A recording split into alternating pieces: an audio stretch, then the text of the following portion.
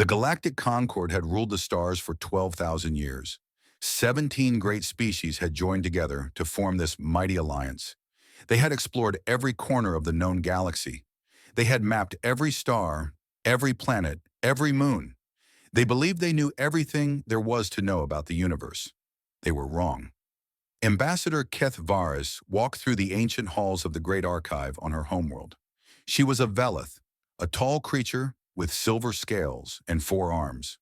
Her people were known for their wisdom and their love of knowledge. But today she was looking for something that was not wisdom. She was looking for a myth. The deeper sections of the archive were dark and cold. No one came here anymore. The records stored in these halls were older than the Concord itself. They were from a time when her ancestors still feared the dark between the stars. Kethvera stopped before a sealed door. Ancient warning symbols covered its surface. The translation was simple: do not enter, forbidden knowledge. She entered anyway. Inside, she found data crystals covered in dust. She picked one up and activated it.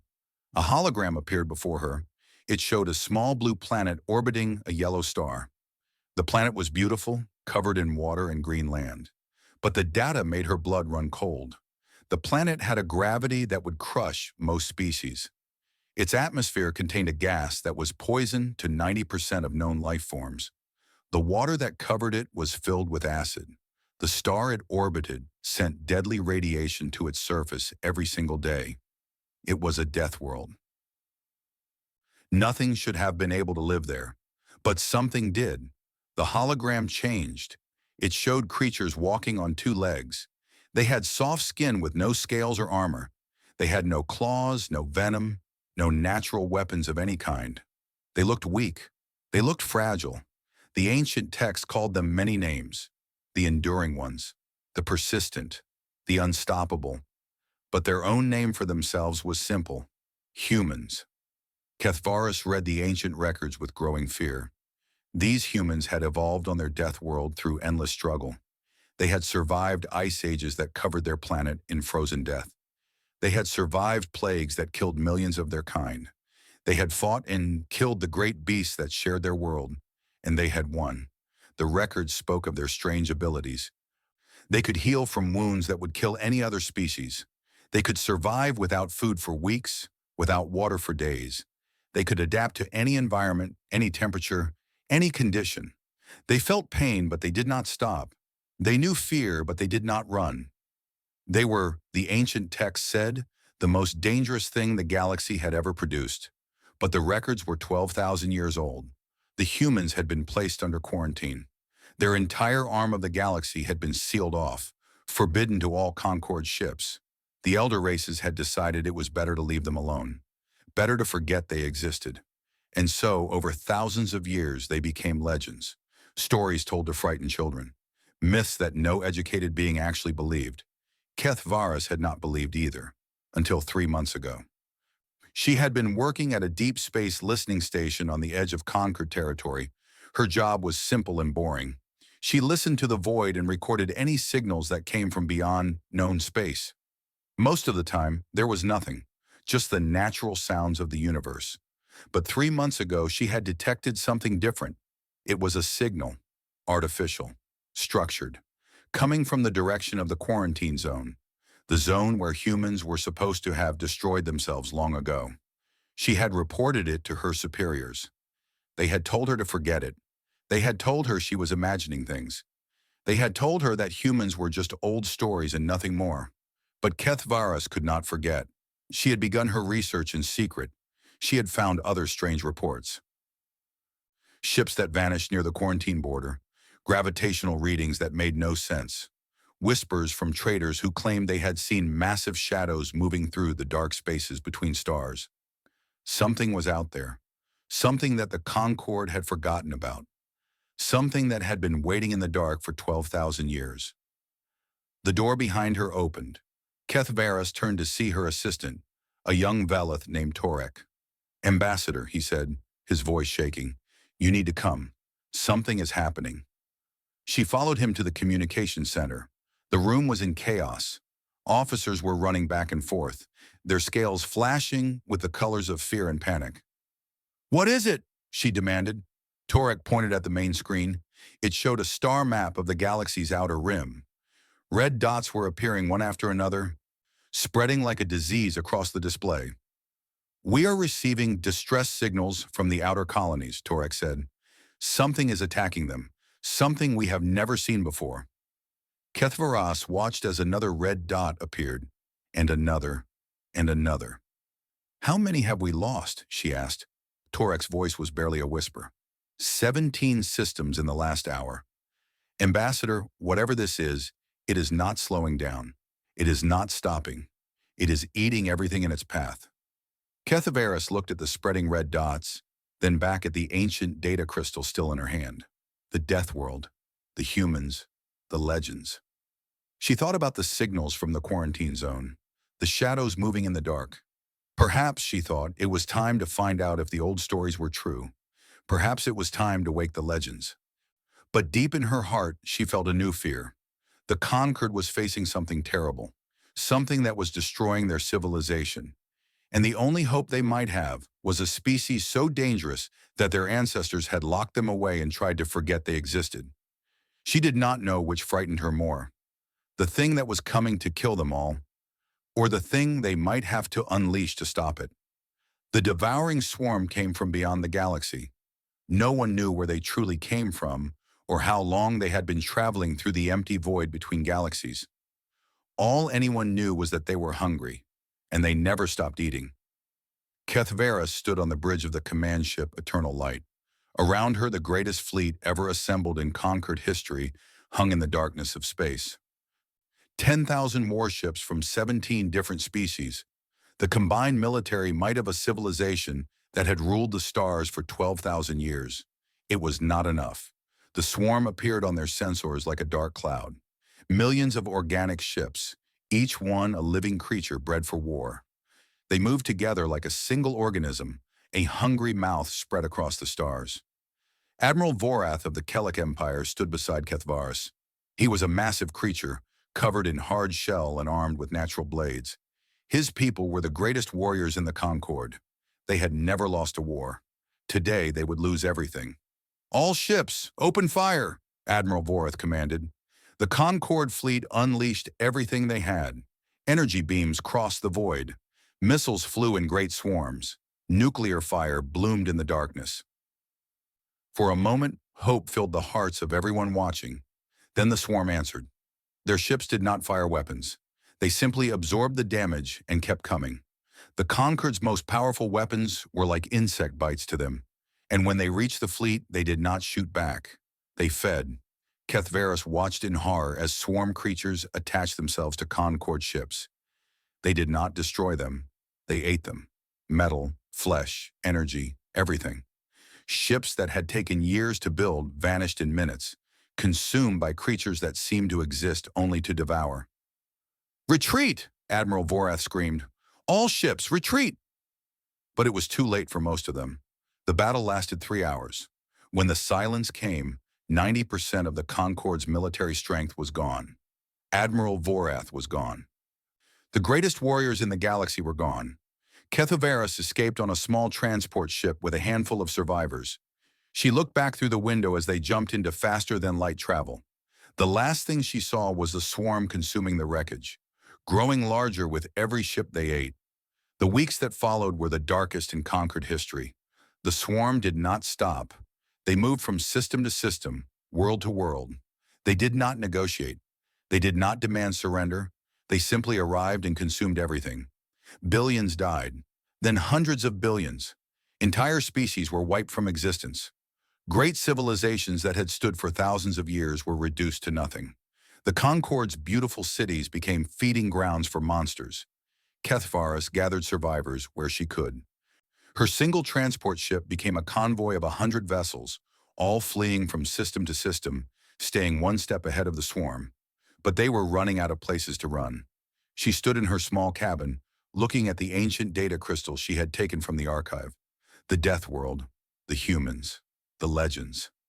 Her second in command, a small, furry creature named Brix from the Tyranny Federation, entered the room. "Ambassador," Brix said, "we have received word from the core worlds. The Grand Council has fallen. The swarm reached the capital yesterday. There is no more Concord. We are all that remains. Kethyvaris closed her eyes. The Concord was gone. 12,000 years of civilization ended in a few months. How many survivors are there, she asked. Scattered across the galaxy, perhaps 4 billion, maybe less. The swarm is everywhere now. There is nowhere left to hide. Kethyvaris looked at the data crystal in her hand. She thought about the quarantine zone, the forbidden arm of the galaxy, the legends that everyone had forgotten. There is one plate, she said quietly. Brix looked at her with confusion. Ambassador? The quarantine zone, the sealed sector, where the humans were supposed to live. Brix's fur stood on end. Ambassador, that is just a story. The humans destroyed themselves long ago. Everyone knows this. Do they? Kethyvaris asked.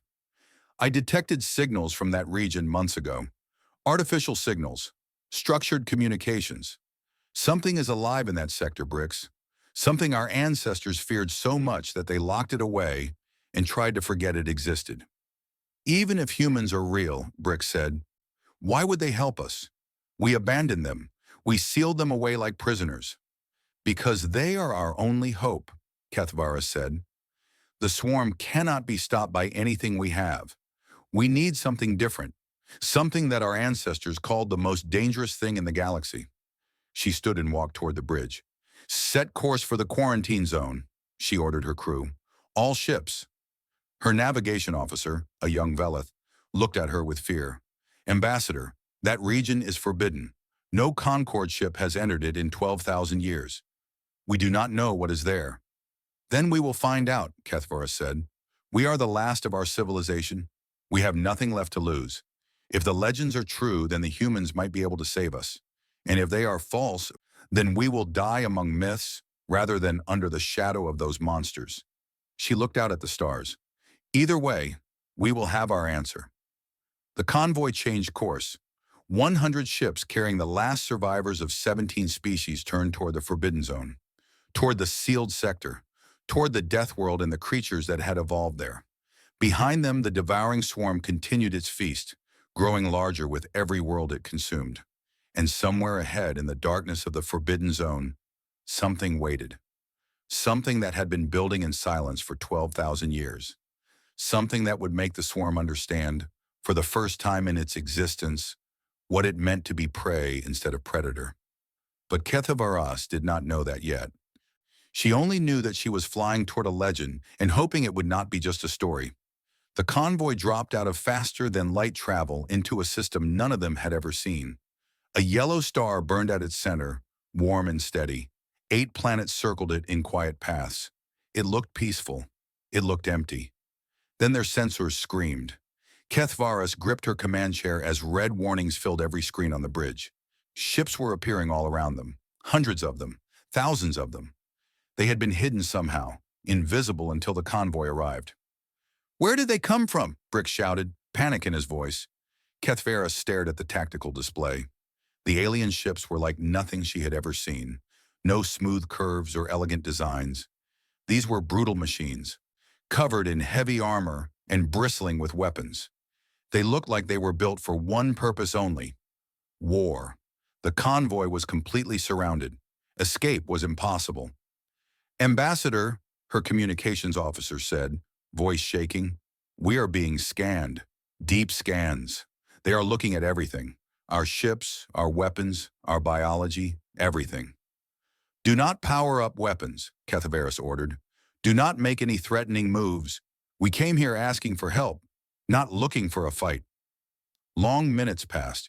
The alien ships held their positions, weapons pointed at the convoy but not firing. They were waiting for something. Then Kethyvaris saw it. From behind the third planet, something emerged. At first, she thought it was a moon breaking free from its orbit. But moons did not have engines. Moons did not have weapons that covered their surface like metal forests. Moons did not move with purpose and power. It was a ship, a warship so massive that it made everything else look like toys. Its hull was covered in scars from hundreds of battles. Its engines glowed with power that could move worlds. It approached the convoy slowly, like a predator that did not need to hurry because its prey could not escape. That ship, Brix whispered. It is 3 kilometers long. How is that possible? How do you even build something like that? Kethyvaras had no answer. The Concord's largest ships had been barely 1 kilometer. This thing was beyond anything she had imagined. A communication signal cut through the silence. It was broadcast on frequencies so old that they had not been used in thousands of years. Unknown vessels.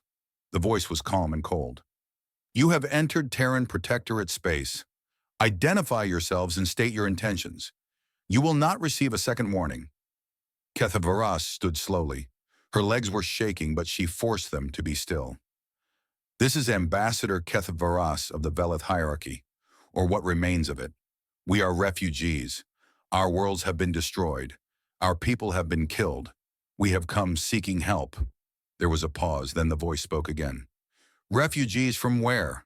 What destroyed your worlds? A creature we call the Devouring Swarm. They came from beyond our galaxy. They consume everything in their path. They have destroyed the Galactic Concord. 12,000 years of civilization, gone in months. We are the last survivors. Another pause, longer this time. Why did you come here? How did you even know we existed? Kethyvaras took a deep breath. We came here because of the old stories, the legends. We know what your ancestors were.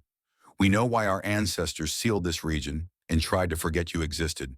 We know that you are the enduring ones, the humans. The silence that followed was heavy. On the bridge, no one moved. No one even breathed. Then the voice returned, and there was something different in its tone. Something that might have been amusement. Stories? You flew into unknown space, past our defense grids, and put yourselves at our mercy because of stories? Yes, Kethyvaras said simply. Because there was nowhere else to go. Because everything else has failed. Because the legends say that your kind cannot be killed, cannot be stopped, cannot be beaten, and we need that to be true. We need it to be true more than we have ever needed anything. More silence. The massive warship had stopped moving. It hung in space before them, blocking out the stars. Ambassador Kethyvaras. The voice was different now, softer, but somehow more dangerous. My name is Admiral Helena Vance of the Terran Protectorate. I am coming aboard your vessel to speak with you directly. Is this acceptable? Kethyvaras felt her hearts racing. A human, a real human, was coming to her ship. Yes, she managed to say. Yes, Admiral. You are welcome aboard. The channel closed.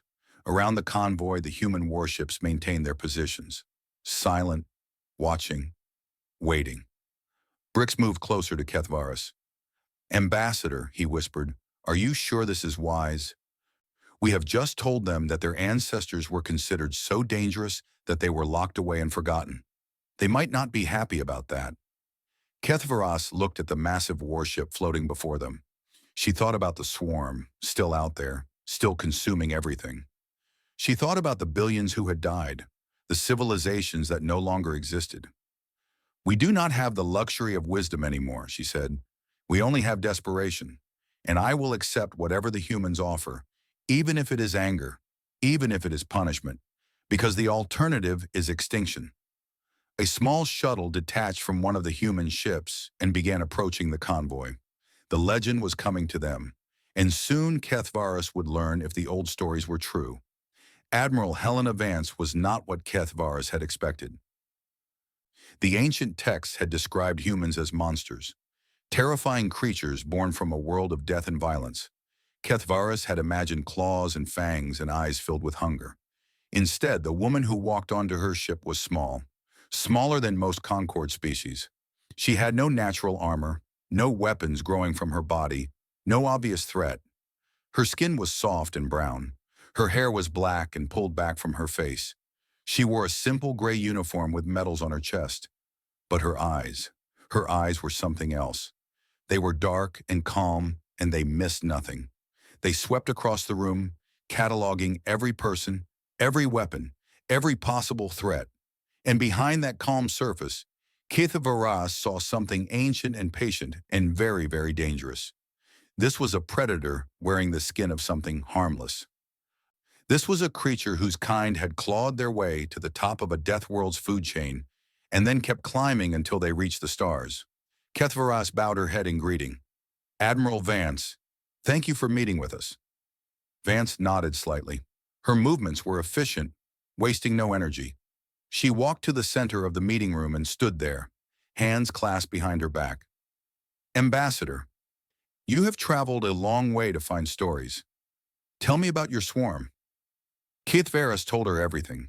The arrival of the devouring swarm from beyond the galaxy, the battle that destroyed the Concorde's fleet, the fall of world after world, the billions of dead, the civilizations erased from existence. She showed recordings of the swarm consuming ships and planets. She explained that nothing they had could stop these creatures. Vance watched the recordings in silence.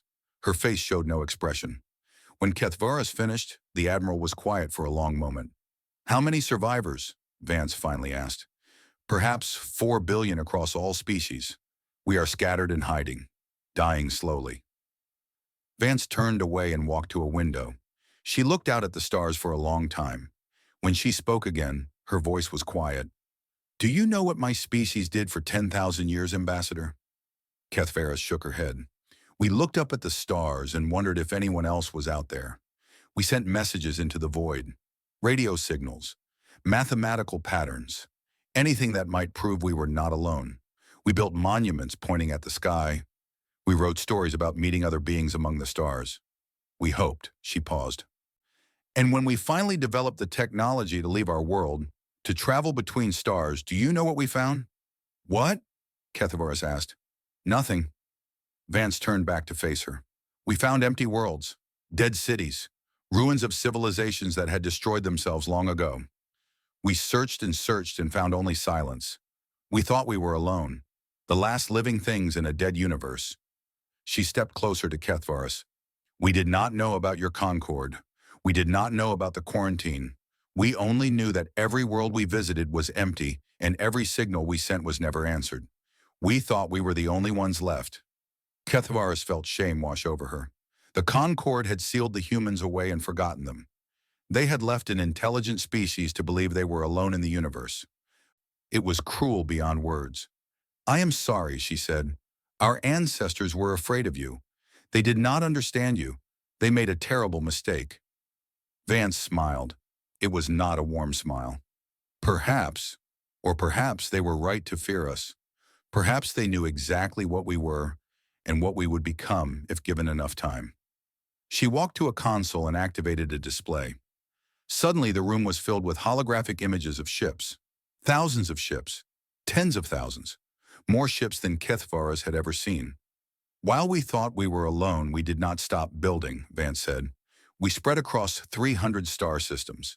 We built shipyards that can produce a warship every day. We developed weapons that can crack planets and shields that can withstand them. We trained soldiers who can fight in any environment, any gravity, any atmosphere. She looked at Kethvaras with those ancient, patient eyes. We prepared for war, Ambassador, not because we knew war was coming, but because our history taught us that it always does. We climbed out of the mud of our death world because we refused to give up. We survived ice ages and plagues and wars against ourselves because we are too stubborn to die. And we built all of this because we knew that someday something would come to try and destroy us. She switched off the display. And now you tell me that something has come. Something that eats worlds and kills civilizations. Something that cannot be stopped. Kethvaras nodded, hope and fear mixing in her chest. Admiral Vance walked toward the door. Then she stopped and looked back over her shoulder. I have been waiting for a fight worthy of what we have built. I have been waiting for a reason to show the universe what humanity can do. She touched a communication device on her wrist. All Terran forces, this is Admiral Vance, Condition Prometheus. We are going to war. Through the window, Kethvaras watched as the human fleet began to move. Engines flared to life across thousands of ships. The massive warships turned toward the distant stars where the swarm waited. Admiral Vance looked at her one more time. Tell your people to follow us, Ambassador. You came looking for legends. Now you will see what legends can do. And for the first time since the swarm had arrived, Kethvaras felt something she had forgotten was possible. She felt hope. The Ethera cluster was the last stronghold of the Galactic Concord. 4 billion survivors huddled on 12 worlds, watching their sensors, waiting for the end.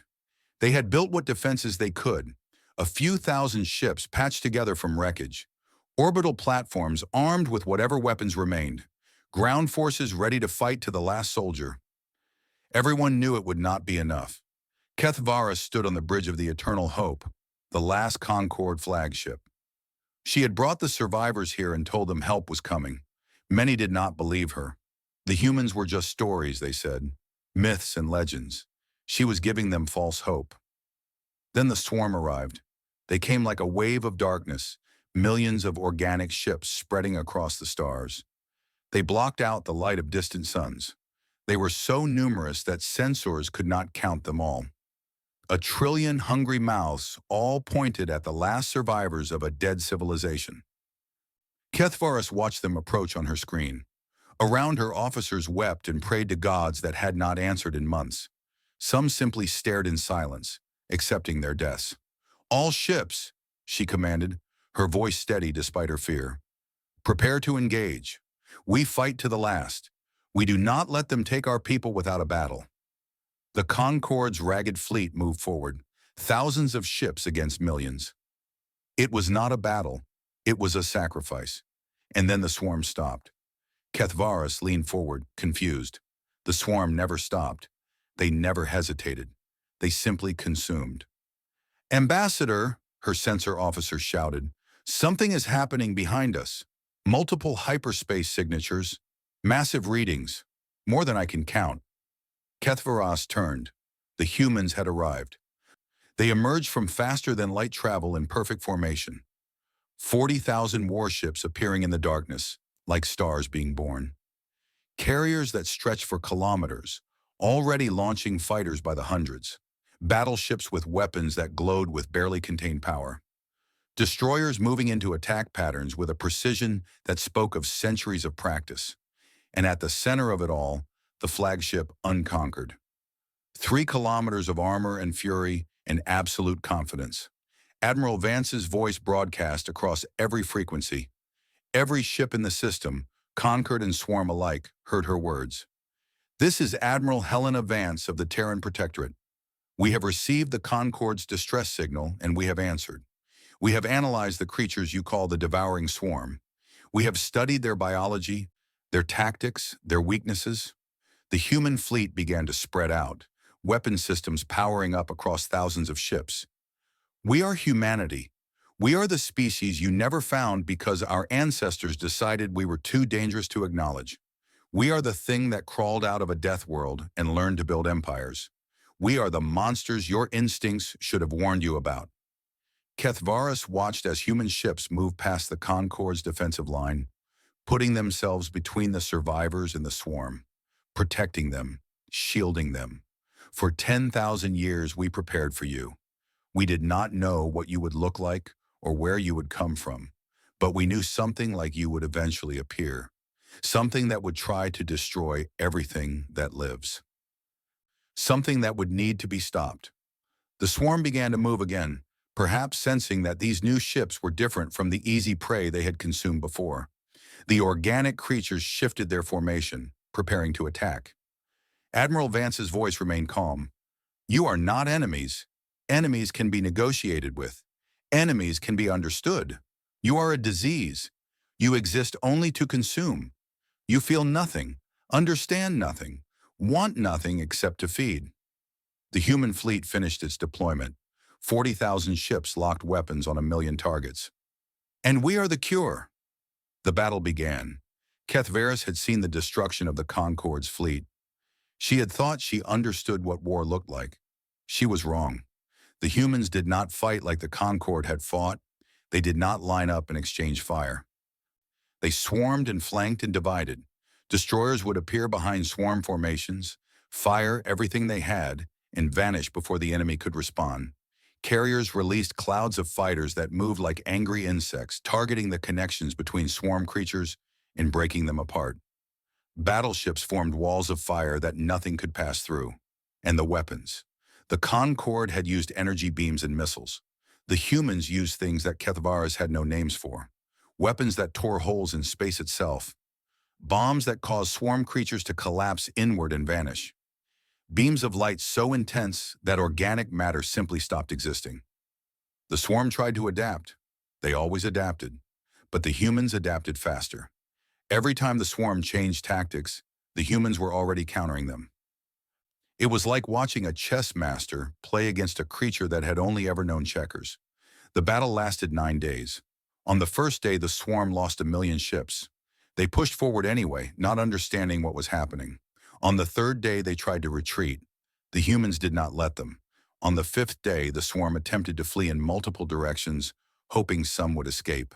Human task forces intercepted every group.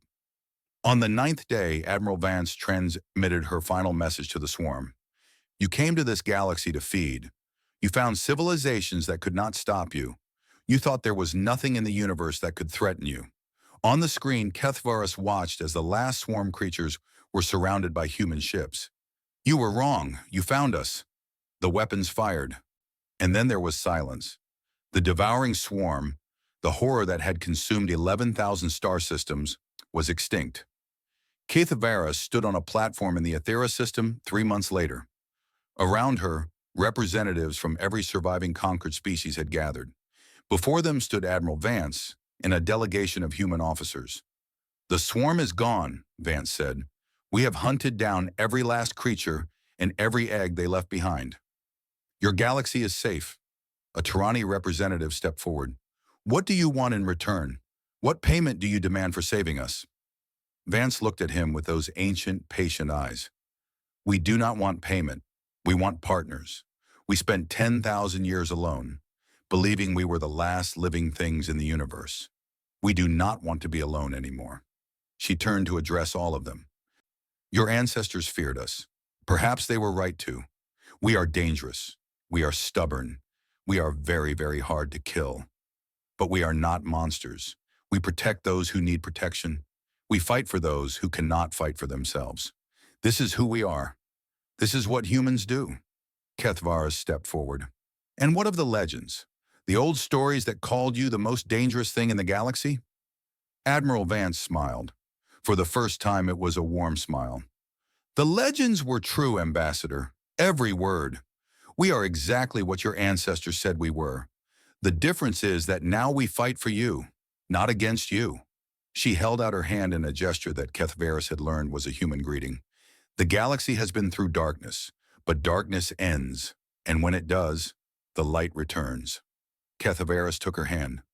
Behind them, through the great windows of the platform, human warships patrolled the stars. Guardians now instead of legends. Protectors instead of myths. The Concord had been destroyed, but something new was being born, something that included the most dangerous species the galaxy had ever known. And somewhere in the void, any other horrors that might be watching learned a simple truth. The humans were awake now, and they were not going back to sleep.